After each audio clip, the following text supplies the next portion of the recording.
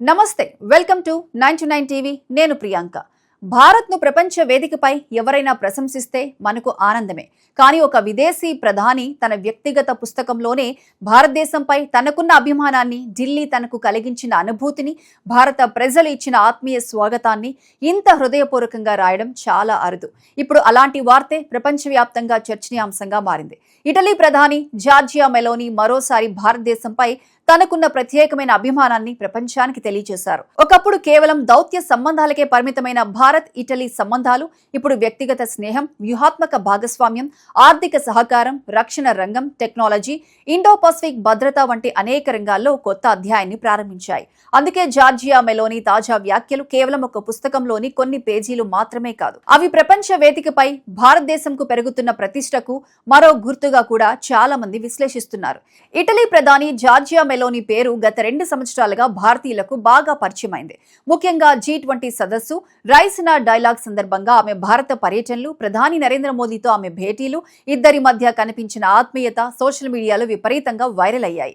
Melody అనే పదం కూడా అప్పట్లో సోషల్ మీడియాలో పెద్ద ట్రెండ్ గా మారింది. మెలోనీ మరియు మోడీ పేర్లను కలిపి నెటిజన్లు సరదాగా మెలోడీ అని పిలవటం మొదలుపెట్టారు. ఆ తర్వాత స్వయంగా ప్రధాని మోదీ ఆమెకు మెలోడీ చాక్లెట్లు బహుమతిగా ఇవ్వటం ఆ స్నేహానికి మరో సరదా కోణాన్ని జోడించింది.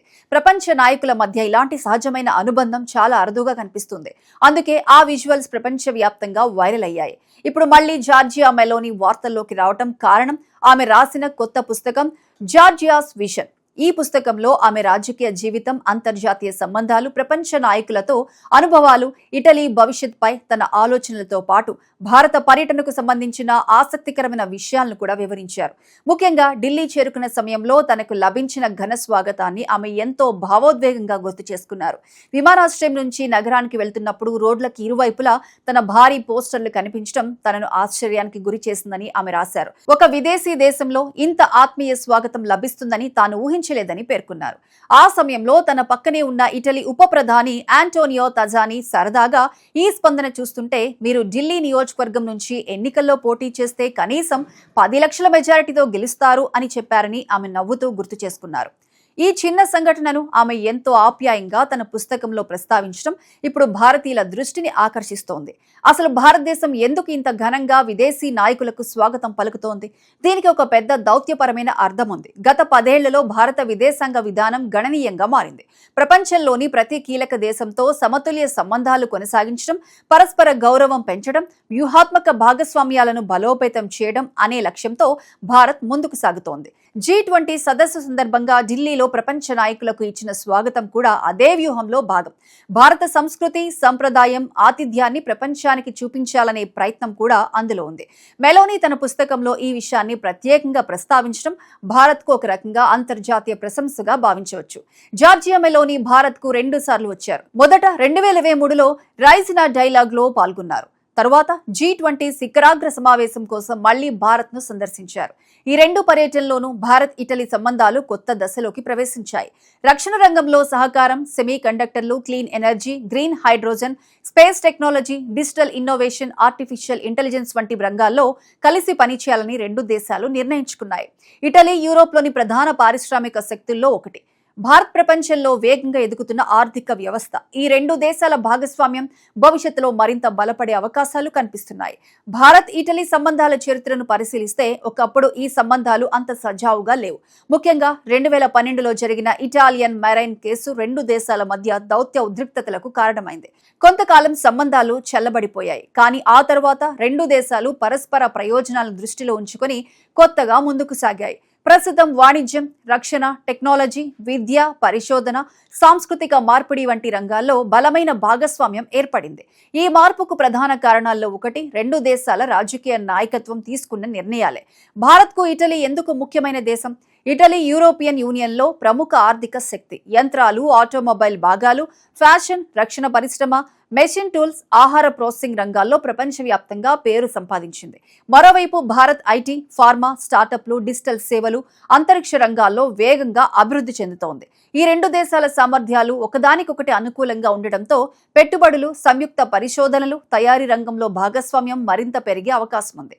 ప్రస్తుతం ప్రపంచ రాజకీయాలు కూడా వేగంగా మారుతున్నాయి. ఒకవైపు రష్యా ఉక్రెయిన్ యుద్ధం, మరోవైపు మధ్యప్రాచ్య ఉద్రిక్తతలు.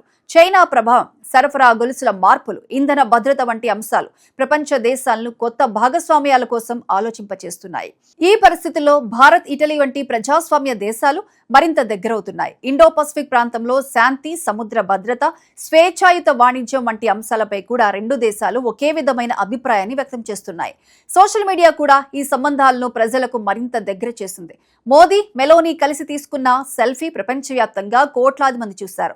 Hello from the melody team అనే వ్యాఖ్యతో ఆ ఫోటో వైరల్ కావటం, ప్రపంచ మీడియా దానిపై కథనాలు రాయటం, యువతలో ఆసక్తి పెరగటం వంటి పరిణామాలు సాధారణ దౌత్య సంబంధాలను ప్రజాదరణ పొందేలా చేశాయి. రాజకీయ నాయకుల మధ్య వ్యక్తిగత స్నేహం కూడా కొన్ని సందర్భాల్లో దేశాల మధ్య సంబంధాలను బలోపేతం చేయడంలో కీలక పాత్ర పోషిస్తుందని ఈ ఉదాహరణ చూపించింది. మెలోనీ తన పుస్తకంలో భారత ప్రజల ఆతిథ్యాన్ని ప్రత్యేకంగా ప్రశంసించడం కూడా భారత్ సాఫ్ట్ పవర్ కు నిదర్శనం. భారతీయ సంస్కృతి, సాంప్రదాయం, ఆహారం, సంగీతం, యోగా, ఆధ్యాత్మికత, ప్రజల ఆత్మీయత ప్రపంచవ్యాప్తంగా ఇప్పటికే మంచి గుర్తింపు పొందాయి. ఇప్పుడు విదేశీ నాయకులు కూడా వాటిని బహిరంగంగా ప్రశంసించడం భారత ప్రతిష్టను మరింత పెంచుతోంది. ఈ సంఘటనను కేవలం ఒక సరదా వ్యాఖ్యగా మాత్రమే చూడలేం. ఇది భారతదేశం ప్రపంచ వేదికపై సాధిస్తున్న దౌత్య విజయాల ప్రతిబింబం కూడా.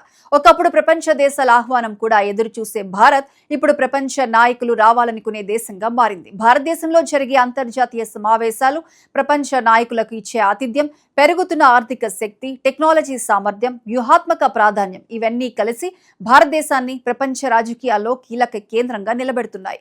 అందుకే జార్జియా మెలోనీ పుస్తకంలోని ఈ చిన్న సంఘటన వెనుక ఒక పెద్ద సందేశం దాగి ఉంది. ప్రపంచ దేశాల దృష్టిలో భారతదేశం కేవలం ఒక పెద్ద మార్కెట్ మాత్రమే కాదు, విశ్వసనీయ భాగస్వామి, ప్రజాస్వామ్య శక్తి, భవిష్యత్ ఆర్థిక కేంద్రం, అంతర్జాతీయ రాజకీయాల్లో ప్రభావవంతమైన దేశంగా ఎదుగుతోంది. ఢిల్లీలో తనకు లభించిన స్వాగతాన్ని మెలోనీ జీవితాంతం గుర్తుంచుకునే అనుభవంగా పేర్కొనడం, భారత ప్రజలకు ప్రత్యేకంగా కృతజ్ఞతలు చెప్పడం, భారతదేశంపై తన అభిమానాన్ని బహిరంగంగా వ్యక్తం చేయడం ఇవన్నీ భారత్కు ప్రపంచ వేదికపై పెరుగుతున్న గౌరవానికి మరో ఉదాహరణగా నిలిచిపోయాయి.